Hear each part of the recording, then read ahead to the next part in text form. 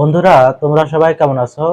আশা করি সৃষ্টিকর্তার কৃপায় প্রত্যেকেই ভালো আছো। তো আজকের ভিডিওটি হচ্ছে স্পোকেন ইংলিশের উপরে। তো আমাদের অনেকেরই একটা জড়তা থাকে যে ইংরেজিতে কথা বলার উপরে। কারোর সাথে কথা বলতে গেলে হয়তো দেখা যায় কোনো ওয়ার্ড মনে পড়তেছে না, অথবা সেন্টেন্সটা আমরা কিভাবে গুছিয়ে বলবো সেটা বলতে পারতেছি না। এরকম সমস্যা কিন্তু আমাদের অনেকের মধ্যেই রয়েছে। তো আজকের ভিডিওটি হচ্ছে স্পোকেন ইংলিশের উপরে। স্পোকেন ইংলিশের উপরে তৈরি করা আমার এই ভিডিওগুলো তোমরা যদি প্রতিনিয়ত দেখতে থাকো, আশা করি তোমাদের এই ধরনের সমস্যা পরবর্তীতে আর থাকবে না। তো তোমরা ধৈর্য সহকারে ভিডিওটি একটু শেষ পর্যন্ত দেখার চেষ্টা করো। তো দেখো, আজকের এখানে আমি লিখেছি ইংরেজিতে যে কারো বর্ণনা দিন, অর্থাৎ তুমি যে কারো বর্ণনা দিবে ইংরেজিতে সেটা কিভাবে দিবে। তো প্রথমে একটা সেন্টেন্স লিখেছি, দেখো, হি হ্যাজ এ অথবা অ্যান। যদি এখানে ভাওয়াল থাকে সেক্ষেত্রে অ্যান দিবে, আর যদি এখানে কনসোনেন্ট থাকে ওয়ার্ডের প্রথম অক্ষরটা সেক্ষেত্রে এ দিবে। আচ্ছা, তাহলে হি হ্যাজ এ অথবা অ্যান, তারপরে এখানে লিখেছি ফেস। তুমি যদি কারো ফেসের বর্ণনা দাও, আমরা দেখে থাকি যে কারো চেহারা হচ্ছে, কারো ফেস দেখতে অনেকটা বর্গাকার হয়, কারো ফেস দেখতে ত্রিভুজ আকারের হয়, কারো ফেস দেখতে অনেকটা গোল হয়, কারো ফেস অনেকটা পাতলা হয় দেখতে। তো এইরকম যদি হয় সেক্ষেত্রে তুমি কিভাবে ইংরেজিতে বর্ণনা দিবে সেটা হলো এরকম যে হি হ্যাজ। এখন আমি যদি স্কোয়ার বলি সেক্ষেত্রে বলবে যে বর্গাকার যদি হয় সেক্ষেত্রে বলবে he has A square face. তারপরে কারো চেহারা যদি পাতলা হয় সেক্ষেত্রে বলবে he has A thin face. একইভাবে কারো চেহারা যদি তোমার গোলাকার হয় সেক্ষেত্রে গোলাকার হলে সেক্ষেত্রে বলবে he has a round face. এরপরে দেখো, এখানে আমি লিখেছি he has a dash nose. এখন তুমি কারো নাকের বর্ণনা দিবে, সেটা কিভাবে দিবে? সেক্ষেত্রে বলতে হবে, যদি কারো নাক ছোট হয় সেক্ষেত্রে বলবে he has a small nose.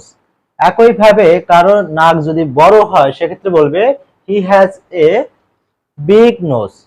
আচ্ছা, কারো নাক যদি লম্বা হয় বড় সেক্ষেত্রে বলবে he has A ton nose. আর কারো নাক যদি বড় হয় দীর্ঘাকার সেক্ষেত্রে বলবি he has a long nose. আচ্ছা, এরপরে আমরা কিভাবে এরপরে আমরা কিভাবে চুলের বর্ণনা দিব সেটা দেখো। কারো চুল যদি লম্বা হয় সেক্ষেত্রে বলবে শি হ্যাজ লং হেয়ার। কারো চুল যদি খাটো হয় সেক্ষেত্রে বলবে শি হ্যাজ শর্ট হেয়ার। এরপরে কারো চুল যদি কালো হয় সেক্ষেত্রে বলবে শি হ্যাজ ব্ল্যাক হেয়ার। কারো চুল যদি বাদামি হয় সেক্ষেত্রে বলবে শি হ্যাজ ব্রাউন হেয়ার। তো এখন দেখো কিভাবে ইংরেজিতে তুমি চোখের বর্ণনা দিবে। সেক্ষেত্রে দেখো, প্রথমে আমি এখানে লিখেছি চোখের আকারগুলো, চোখ কি রকমের, আর এখানে লিখেছি চোখের কালার। তো দেখো, হি হ্যাজ ড্যাশ দুইবার লিখেছি, কিন্তু হি হ্যাজ ড্যাশ ড্যাশ আইস।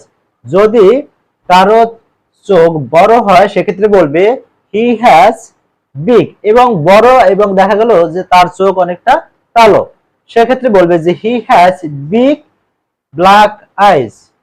এরপরে দেখা যায় যদি যে কারো চোখ গোলাকার কিন্তু নীল সেক্ষেত্রে বলবে হি হ্যাজ রাউন্ড ব্লু আইস। এরপরে দেখা গেল কারো চোখ ছোট কিন্তু সেটা অনেকটা বাদামি রঙের সেক্ষেত্রে বলবে he has small brown eyes. এরপর দেখা গেল যে কারো চোখ উজ্জ্বল বর্ণের সেক্ষেত্রে বলবে হি হ্যাজ ব্রাইট, এবং অনেকটা কালো সেক্ষেত্রে বলবে হি হ্যাজ ব্রাইট ব্ল্যাক আইস। এইভাবে করে তোমরা কিন্তু তোমাদের ইংরেজিতে যে কথোপকথনগুলো সেটা চালিয়ে যেতে পারো। প্রথম অবস্থায় দেখবে যে তুমি কিছুই পারতেছো না, কিন্তু প্রতিনিয়ত যদি চেষ্টা করতে থাকো অবশ্যই একদিন না একদিন সফল হবে। ইংরেজি কিন্তু একদিনে কখনোই শেখা সম্ভব না। ইংরেজি হচ্ছে ইন্টারন্যাশনাল ল্যাঙ্গুয়েজ।